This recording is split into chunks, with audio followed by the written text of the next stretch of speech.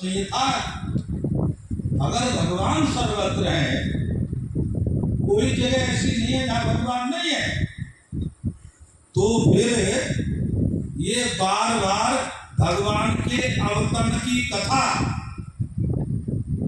केवल भारत में ही होती है, ये क्यों है? हमारे लिए प्रश्न, भगवान बार बार अवतरण भारत में ही क्यों लेते हैं? और तीसरा प्रश्न था, क्या भगवान भी भेद करते हैं? जब सवै भूमि गोपाल की, समस्त लोग भगवान के, तो भगवान भी भेद करते हैं क्या? फिर वो भगवान किस बात के? क्योंकि भगवान को जब अवतार लेना होता, प्रकट होना होता, अमेरिका भी हो सकते हैं, लंदन भी हो सकते हैं, लेकिन ऐसा नहीं करते। 24 शास्त्रों के अवतार की कथा है, लेकिन अनंत कथाएं उससे अवतार की और भी है। जैसे आद्य जगतगुरु शंकराचार्य हमारे भगवान शंकर के अवतार माने जाते हैं। ऐसे बहुत सारी कथाएं, लेकिन ये जब पहुंचा जाए तो भगवान 24 बार नहीं, अनंत बार भगवान भारत में प्रकट हुए। ये प्रश्न पूछा, महाराज जी ने बड़ी शालीनता से उत्तर दिया। उन्होंने पूछा कि ये बताओ, खड़े हो जाओ। बोले आप कहाँ रहते हो? उन्होंने अपना पता बताया। आपका घर नहीं है उसी गली में? बोले हाँ। कितने कमरे पड़े? आदमी दे बताए 10-20 कमरे।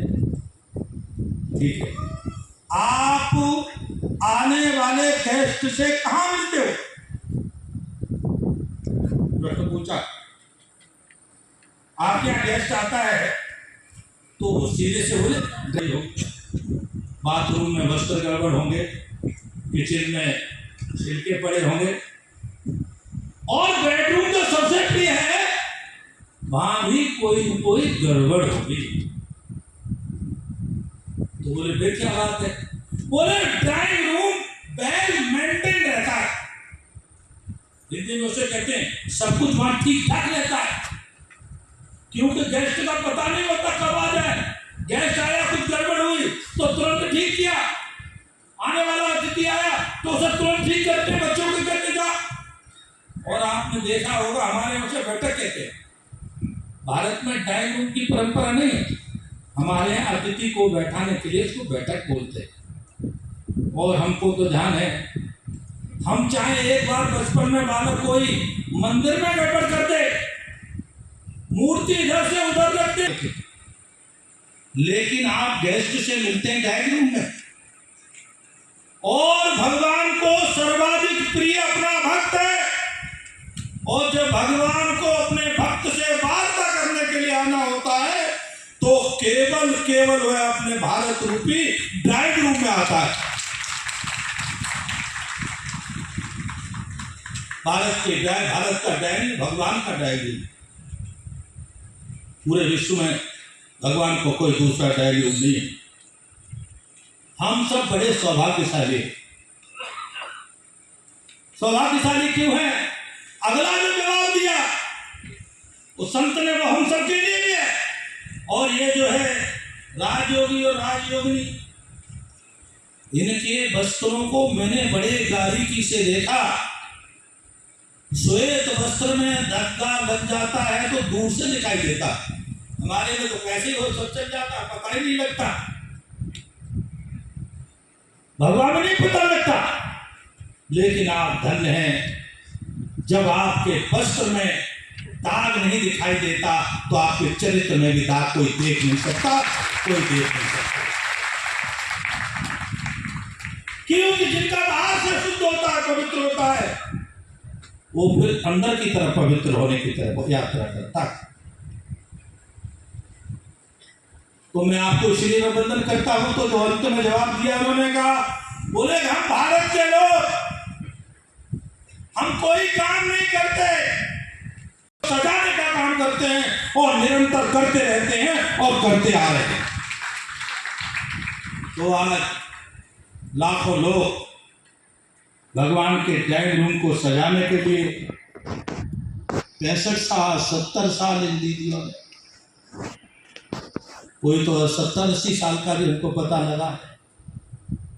आपकी तपस्या और इस उम्र में वाणी में चेहरे पर तेज वही राज है जो युवावस्था में होता है, क्योंकि जो अंदर की ज्वाला है और वो जो अंदर की गति है, मेरे प्रभु का ड्राइंग रूम है, ये मुझे सजाना है। तो उस परंपरा में आपने स्वागत योग कदम है, उसकी मैं जितनी प्रशंसा करूं उतनी कम है।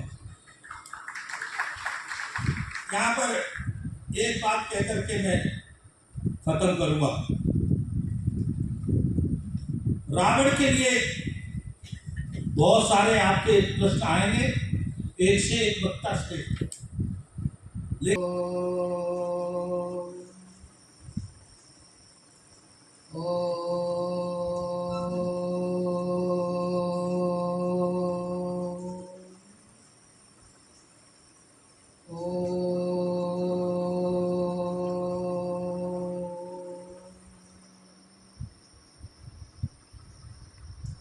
ओम शांति, ओम शांति, ओम शांति।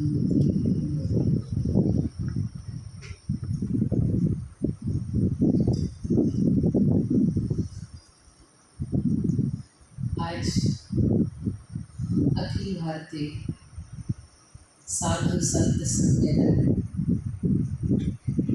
माउंट आबू में